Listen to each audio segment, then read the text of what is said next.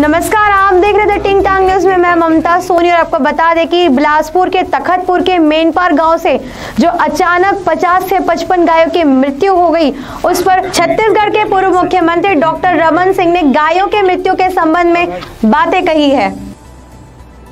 बिलासपुर जिले के तखतपुर विकासखंड के मेड़पार गांव की घटना और उस बड़ी घटना में जो जानकारी आई है 50 से ज़्यादा गायों की मौत हो चुकी है और ये सारी गाय जो गांव में रोका छेका योजना के तहत अस्थाई गौठान जो पुराना पंचायत भवन है वहाँ लाया गया था और वहाँ इतनी अव्यवस्था है, वहाँ की व्यवस्था की उसका नमूना है कि 50 गाय मरी है।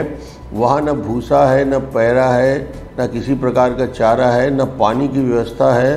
और जो प्रत्यक्षदर्शी बता रहे हैं कि वहाँ जो मौत हुई है उस मौत का कारण सफोकेशन भी है, यानी खुला ऑक्सीजन भी नहीं मिल पाया उनको और दम घुटने से मौत हुई। गर्भवती गायों की मौत हुई है, स्वस्थ गाय की मौत हुई है। जो गौपालक जो गाय पालते हैं उनको रोका छेका योजना के तहत उनको ले जाया गया और उस पूरे प्रदेश की यही स्थिति है। प्रदेश में भी सारे गौठान इनके जितने बनाए हैं 25-25 लाख लगा के, उसके छत शेड गिर चुके हैं। जो इन्होंने अस्थायी रूप से शेड बनाए थे, बाउंड्री वाल ध्वस्त हो चुका है, पानी भरा हुआ है, वहाँ बैठने की जगह भी नहीं है और रोका छेका करके सब गाय को पकड़ के वहाँ ले जाते हैं। रात भर भूखे प्यासे रहते हैं।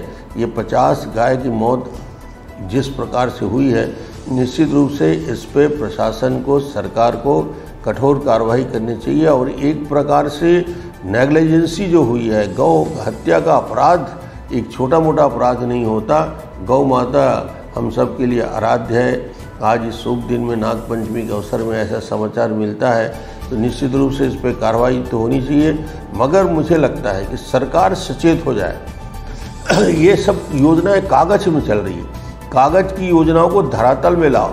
आपने अपने जितने भी नेता हैं पंचायत स्तर के, सबको गौठान समिति में डाल दिया, उनका प्रशिक्षण नहीं हुआ। पूरे प्रदेश में सारे गौठान समिति का प्रशिक्षण होना चाहिए और प्रशिक्षण ही नहीं होना चाहिए, उसके लिए स्पेसिफिक फंड होना चाहिए, पैसे की व्यवस्था होनी चाहिए। तीसरा, वहाँ पे चारे की पर्याप्त व्यवस्था होनी चाहिए, पानी की व्यवस्था होनी चाहिए। वहाँ पे रात और दिन रहने वाला चौकीदार यानी राउत की ड्यूटी लगाते हैं तो वो रहे दिन में और रात में। उनके लिए पानी की व्यवस्था के लिए नलकूप वहाँ पे होना चाहिए। उनको शेड में रहने के लिए पानी गिर रहा है, उसमें एक अस्थाई शेड बनाने की व्यवस्था होनी चाहिए। इसके बिना ये रोका छेका बंद करिए कम से कम कृपा करके, नहीं तो ना जाने कितने हजारों गाय की मौत होगी। गौठान की व्यवस्था पूरी तरीके से प्रदेश में ध्वस्त हो गई है।